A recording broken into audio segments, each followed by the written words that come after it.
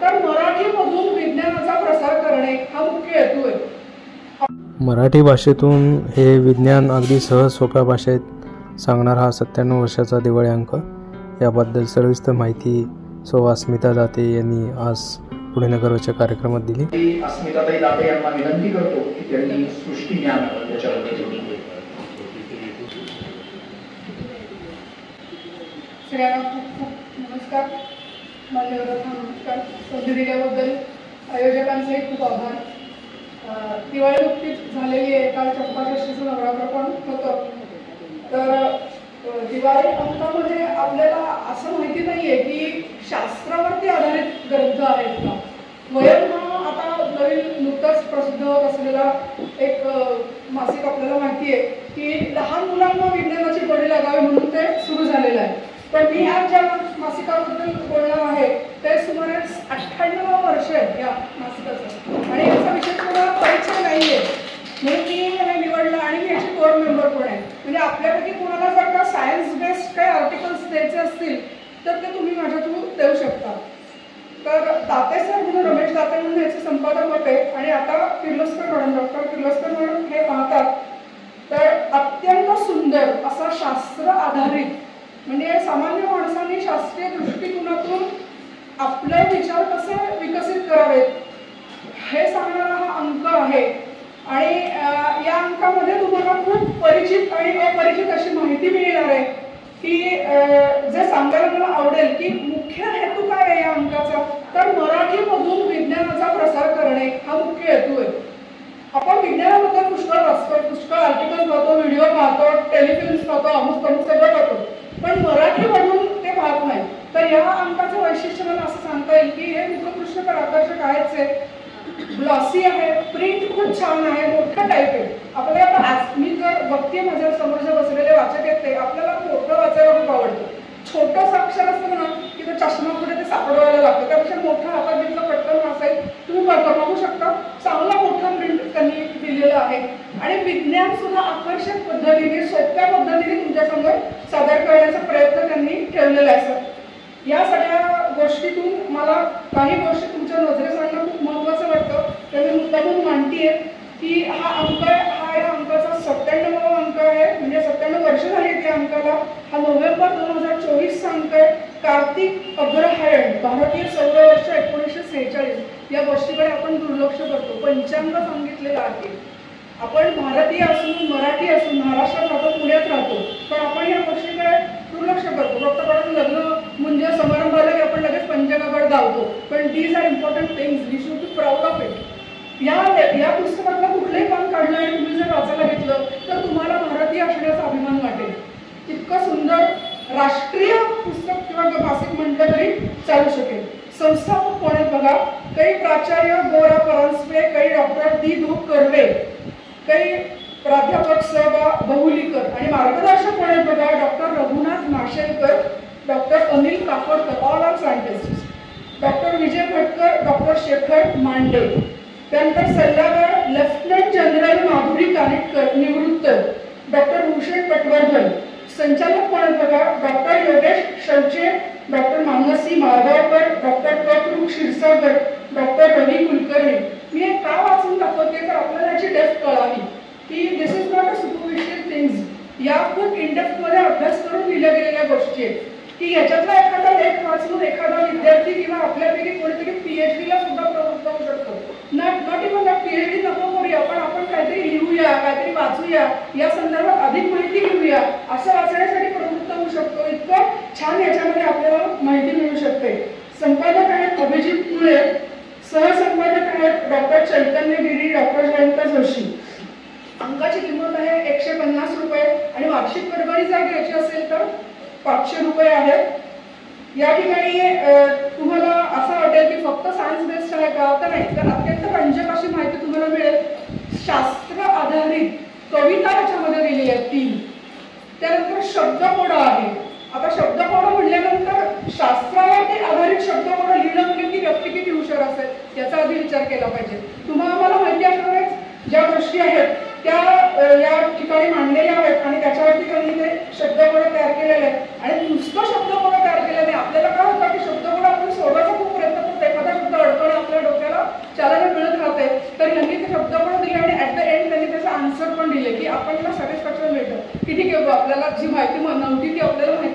मिळाली आहे. तर या काही काही गोष्टी आहेत त्या मला विशेष नमूद कराव्याशा वाटतात. आता आपण संपादकीयामधलं अतिशय छोटंसं ब्रीफिंग बघूया. विज्ञान दीप उजळवूया. विज्ञान म्हणजे केवळ शास्त्रीय संशोधन नव्हे, तर आपल्या परिसरातील घडामोडींचे डोळस निरीक्षण करत राहणं. तर तुम्ही आम्ही science, arts, commerce, any art faculty, literature, कुठलंही म्हणजे आर्टिस्ट असो, कोणी असो, पण संशोधक वृत्ती आपल्यामध्ये पाहिजे. The basic characters is to observe all the things in detail. त्याचा रेकॉर्ड ठेवणं. नका असं तुम्ही शास्त्रज्ञ, पण तुमच्याकडे त्याची नोंद पाहिजे, त्याच्या ऑब्झर्व करण्याची तुम्हाला आवड लागली पाहिजे. हा याचा हेतू आहे या मासिकाचा. तर आपल्या परिसरातील घडामोडींचे डोळस निरीक्षण करत राहणं, त्यात सुसंगती किंवा विसंगती शोधणं आणि त्यातून पुढच्या मार्गक्रमणाची दिशा ठरवणं म्हणजे वैज्ञानिक दृष्टिकोनाचं आचरण. अगदी सोपं उदाहरण सांगतो तुम्हाला की आपल्याला एखाद्या वेळेला काहीतरी होतं, सर्दी होते, खोकला होतो, पण आपण असा विचार करतो का की माझ्या खाण्यात काय आलंय किंवा मी कुठे दुसरीकडे गेले होते की त्याचं मला इन्फेक्शन झालंय. हा वैज्ञानिक दृष्टिकोन आहे. आपणच आपला शोध घेत राहायचं. हे त्यांना या ठिकाणी म्हणायचंय. अशी व्याख्या आपल्याला करता येऊ शकते. विज्ञान म्हणजे केवळ शोधांचं शास्त्र नव्हे, तर तो आकलनाचा, समजून घेण्याचा, प्रयत्नांचा प्रवासही असतो. हा प्रवास वाचकांसमोर उलगडण्याचा प्रयत्न यंदाच्या दिवाळी अंकामध्ये केलेला आहे. आता आपण लेखांकडे जाऊया. पहिला लेख जो आहे तो अतिशय चिंतनशील आहे. समग्र विकासाची भारतीय संकल्पना. हा लेख सुरेश सोनी यांनी मांडलेला आहे.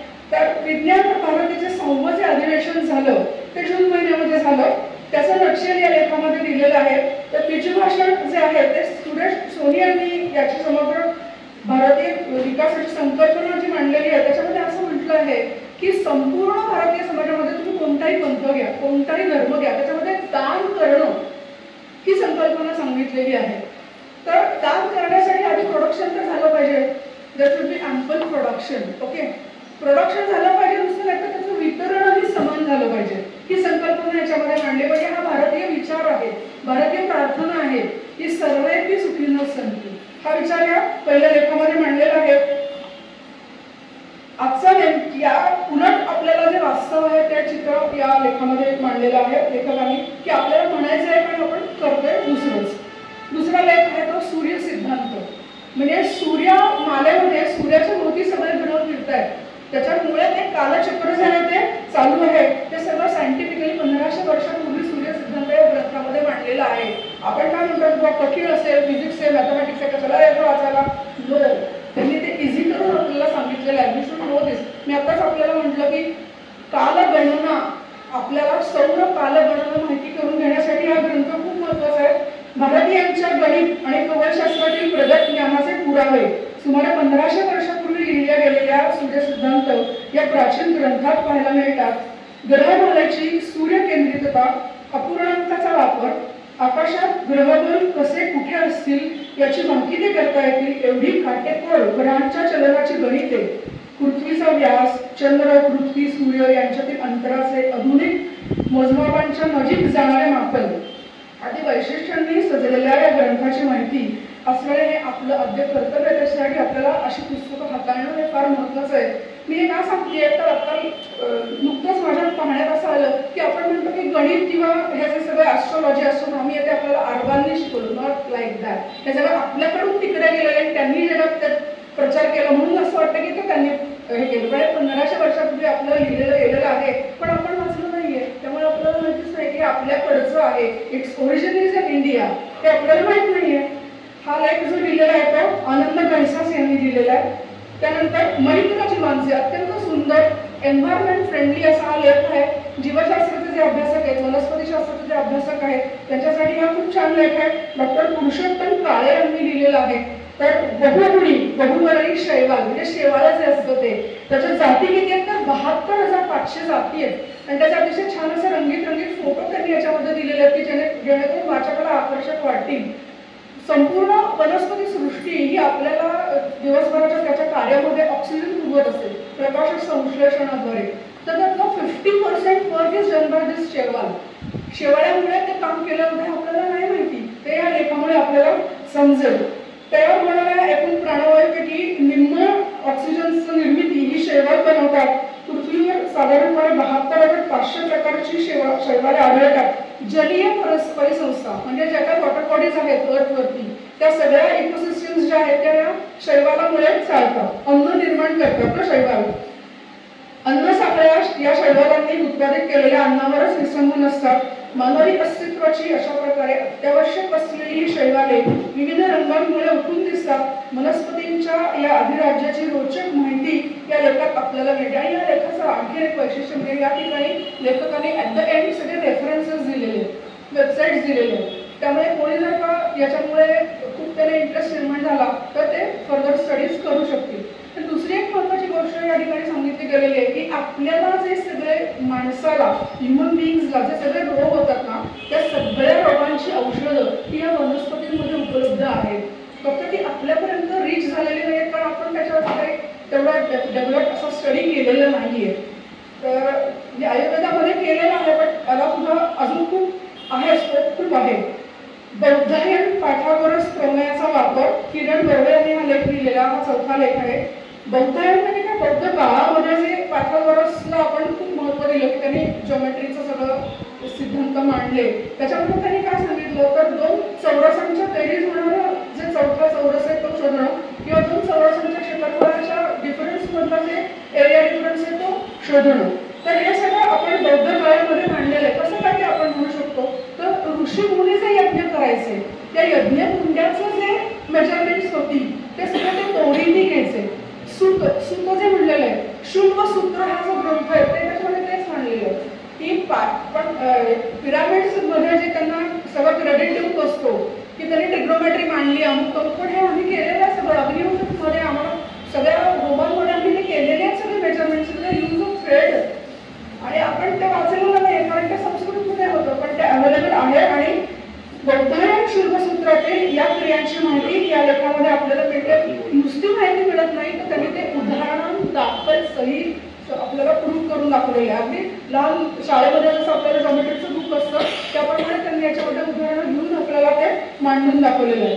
शोध कार्याचा अतिशय वेगळा विषय हा मोतीबिंदू उपचारासाठी औषधी वनस्पती. तमिळनाडूच्या विलुपुरम मध्ये मुथुलक्ष्मी यांनी त्यांना त्यांच्या सासूकडून मिळालेल्या माहितीमध्ये काहीतरी मॉडिफिकेशन्स केली आणि त्यांनी मोतीबिंदूवरती औषध शोधून काढलं. त्यानंतर त्याच्यावरती अजून रिसर्च चालू आहे तर नॅशनल इनोव्हेशन फाउंडेशनमध्ये ते आता त्याच्यावरती पेटंट घेण्याचा त्यांचा प्रयत्न चालू आहे. तरी किती रोचक आणि रंजक माहिती आहे कारण मोतीबिंदू म्हणल्यावर आपल्याला फक्त ऑपरेशनच माहिती आहे पण आयुर्वेद कॅन हेल्प इट हे आपल्याला याद्वारे समजू शकतं. हा लेख लिहिलेला आहे डॉक्टर अरविंद रानडे यांनी. क्षेपणास्त्र म्हणलं की आपण 4 हात लांब बसतो पण खरं ते किती महत्वाचं आहे. आपण आज इथे सुरक्षित बसलो आहोत ते आपल्या डिफेन्समुळे आणि आपल्याकडे 1883 सालापासून क्षेपणास्त्रांची निर्मिती सुरू झाली पण वर्ल्डमध्ये सेकंड वर्ल्ड वॉरपासून त्याची निर्मिती सुरू झालेली आहे. त्याच्याविषयी आपल्याला जास्त माहिती या लेखामध्ये मिळू शकते. हा लेख डॉक्टर काशीनाथ देवधर यांनी लिहिलेला आहे. आता फारच अगदी क्लिष्ट वाटायला नको म्हणून नासिकाच्या मध्यंतरी त्यांनी स्मितरेषा म्हणजे कार्टून्स घेतलेली आहेत. सादरकर्त्याची संकल्पना असीम कुलकर्णी यांची आहे. त्यानंतर काव्यरेषा 3 त्याच्यामध्ये कविता आहेत, सायन्स बेस्ड आहेत. अरण्य स्तवन म्हणजे आपल्या अर्बन किंवा रुरल लाईफमध्ये अरण्याचं महत्व किती आहे हे सांगणार अरण्य स्तवन जणू त्याचं स्तवन आहे अरण्यासाठी गायलेलं असं हर्षल परचुरे यांनी लिहिलेलं अतिशय सुंदर काव्य आहे. डिलिटेड मेंदू आपण खरंच काही वेळेला असं वाटतं की आपण वापर करतोय की नाही त्या मेंदूचा असं वाटतं. हे छान काव्य आहे. नारायण लायक वेळ लागला तर मी वाचीन. त्यानंतर 10वं जे आहे माझ्या ह्याच्यामध्ये त्याचा क्रमांक 10 आहे. कुरुबू युग आले हो. व्हॉट इज दिस कुरुबू? कॅन एनीबडी टेल कुरुबू मीन्स व्हॉट? एआयचं मराठी ट्रान्सलेशन आहे कृत्रिम बुद्धिमत्ता. कुरुबू कृत्रिम इंटेलिजन्स. राघवेंद्र गीता वंजारी यांनी ती कविता केलेली आहे. त्यानंतर भास्कराचार्यांचा लीलावती डॉक्टर सुधाकर आघरकर अत्यंत सुंदर लेख आहे. आपल्याला अतिशय अभिमान वाटावा ज्यात आपण निर्भवती भारतीय आहोत असा हा लेख आहे. की लीलावती हा ग्रंथ जो आहे त्याच्यामध्ये गणित सांगितलेली आहेत. क्लिष्ट गणित असू देत पण अतिशय सोप्या पद्धतीने सांगितलेले आहे. आणि त्याच्यासाठी त्यांनी दैनंदिन उदाहरणं घेतलेली आहेत. त्यांचं म्हणणं असं आहे की तुम्ही हा टेक्स्टमध्ये टाका, शालेय शिक्षणामध्ये तुम्ही या ग्रंथाचा समावेश करा, असं हे या डॉक्टर सुधाकर आगरकरांचं म्हणणं आहे. त्यानंतर स्मरण, आता शास्त्रज्ञांचं स्मरण करणं तर आवश्यकच आहे. तर देवाचे अस्तित्व नाकारणारा देवकरांचं संशोधन, म्हणजे स्वतः संशोधन केलं आणि या पीटर हिंग्स हे आता 94 वर्षाचे होऊन गेले, नावाने प्रसिद्ध झालेल्या शास्त्रज्ञांनी उप अणुकण, अणुपासून सुद्धा छोटे असणारे जे कण, नॅनो पार्टिकल्स आपण त्याला म्हणतो, त्याच्यावरती यांचं पुष्कळचं संशोधन होतं. या कणांचे अस्तित्व सिद्ध करण्यास या प्रयोगात सहभागी झालेले कणभौतिकाचे संशोधक पीटर हिंग्स यांचे अलीकडेच वयाच्या 94व्या वर्षी निधन झाले. तर त्यांच्या संपूर्ण आयुष्याचा परिचय आपल्याला या लेखामध्ये होतो. त्यानंतर डॉक्टर लीना बावडेकर यांनी विज्ञान योगिनी भगिनी निवेदिता, आपल्याला भगिनी निवेदितांबद्दल काय माहितीये की त्या विवेकानंदांच्या शिष्या त्या अमेरिकेतून भारतात आल्या, पण भगिनी निवेदितांना विवेकानंदांनी भारतीय महिलांच्या उत्थानाचं कार्य सोपवलं होतं. एवढंच नाही तर त्यांनी होमी भाभा आणि जमशेदजी टाटा यांच्याबरोबर खूप मोठं सायन्स फाउंडेशनचं काम केलेलं आहे. खूप जणांना माहिती नाही, आपल्याला सुद्धा माहिती नाही, ती माहिती आपल्याला याच्यातून मिळते. खूप त्यांनी विज्ञानाशी डेडिकेटेड असं वर्क केलेलं आहे. त्यानंतर अखंड ज्ञानसाधना हा डॉक्टर मंदार दातार यांचा लेख आहे. महाराष्ट्र विज्ञान वर्धिनी अर्थात पुण्याची आधारभूत संस्था जी आहे, ते स्वतः मोठे शास्त्रज्ञ होतेच, पण त्यांनी तिथपर्यंत जाऊन थांबले नाही, तर नवीन जे बडिंग सायंटिस्ट आहेत त्यांना खूप फंडिंग केलं, मदत केली, त्यांच्या संशोधनाला मदत केली, खूप इन्स्टिट्यूट्स उभारल्या. त्या इन्स्टिट्यूट्स कशा चांगलं काम करतील याच्यासाठी ते डेडिकेटेड राहिले, हे खूप महत्त्वाचं आहे. प्रतिभावंत प्रज्ञासूर्य सी व्ही रमण यांच्याबद्दल काही सांगायलाच नको. एकमेव भारतीय जे नोबेल पारितोषिक विनर होते आणि त्यांच्याबद्दल असं सांगता येईल की खूप अडथळा आले त्यांच्या संशोधनामध्ये. मी आवडतं घेतली आहे तर तरी सुद्धा त्यांनी त्यांना दाद नाही दिली आणि त्यांचं संशोधन त्यांनी पुढे चालू ठेवलं. असा हा लेख प्राध्यापक डॉक्टर सुनील कुलकर्णी यांनी मांडलेला आहे. आणि मला महत्त्वाचं सांगायचं म्हणजे विज्ञानेश्वर अरविंद गोखले, विज्ञानेश्वर ह्या विषयावरती त्यांनी लिहिलेला आहे. हा लोकमान्य टिळकांवरचा लेख आहे. सांगायला खूप आनंद होतो की त्या राजकीय परिस्थितीमध्ये जर लोकमान्य टिळक नसते, त्यावेळेला जर का साऊंड ॲटमॉस्फिअर सोसायटीचं असतं तर लोकमान्य टिळक हे वर्ल्ड लेवलवरचे सायंटिस्ट झाले असते. का तर त्यांची जी वैचारिक पद्धत होती ती अतिशय लॉजिकल होती, अतिशय सायंटिफिक होती. त्यांच्यावरती खूप वर्क केले गेले की त्यांनी प्लेगची लस देऊ नका असं म्हणलं. त्यांचं तसं म्हणणं नव्हतं. त्यांचं म्हणणं असं होतं की तुम्ही ती टेस्ट करा आधी कोणावर आणि मग भारतीयांना द्या, असं त्यांचं म्हणणं होतं. अगदी थोडंसं राहिलंय, please let me read it. Jagadish Chandra Bose, आपल्याला जगदीशचंद्र बोसांबद्दल एवढंच माहिती आहे की त्यांनी सांगितलं की वनस्पती ह्या सजीव आहेत म्हणून, पण त्यांनी आपल्या राष्ट्रासाठी काय काम केलं हे आपल्याला माहीत नाहीये. जीवन आणि विज्ञानासंदर्भातील आपल्या क्रांतिकारी कल्पनांच्या सहाय्याने आचार्य बोस यांनी वसाहतवादी शक्तीविरुद्ध लढलेल्या मूक लढ्याची कथा आपल्याला याच्यामध्ये ऐकायला मिळते, वाचायला मिळते. पाश्चिमात्य विचारांची आरेरावी झुगारणारा क्रांतिकारी असा हा लेख आहे आणि तो लिहिलाय डॉक्टर मृत्युंजय बुवा मुजुमदार. शास्त्रज्ञ देशातील खूप आहेत की जे क्रांतिकारक सुद्धा आहेत. असा एक 2-3 लेख आहेत, त्याचा उल्लेख करून मी थांबते आहे. शास्त्रज्ञ देशातील एक क्रांतिकारक डॉक्टर राजीव सिंह यांनी हा लेख लिहिलेला आहे. 1919च्या रौलट ॲक्टबद्दल बोलताना आचार्य प्रफुल्लचंद्र रॉय या राष्ट्रवादी शास्त्रज्ञाने ज्या तळमळीने देश आणि त्याचे विज्ञान वसाहती राजवटीच्या प्रभावापासून मुक्त करण्याचा प्रयत्न केला, त्यातून ते खऱ्या अर्थाने स्वातंत्र्य सेनानी बनले. त्यानंतर पुढचा लेख ब्रिटिश राजवटीशी लढण्यासाठी मुत्सद्दी बनलेले शास्त्रज्ञ लेखक आहेत डॉक्टर चैतन्यगिरी. पुढचा आहे भारतातील राष्ट्रीय विज्ञानाचा पुनर्जन्म सोनम सिंह सुभेदार. आणि विज्ञान शोध जगत शब्दकोड आहे ते तयार केलेलं आहे गुरुप्रसाद पणदूरकर यांनी. आणि विज्ञान कथा सुद्धा याच्यामध्ये आहेत. बाकी शून्य ही कथा लिहिली आदिती देवधर यांनी. आणि मला काही सांगायचं आहे हे डॉक्टर राजेंद्र गर्गे यांनी हा लेख ही कथा विज्ञान कथा लिहिलेली आहे.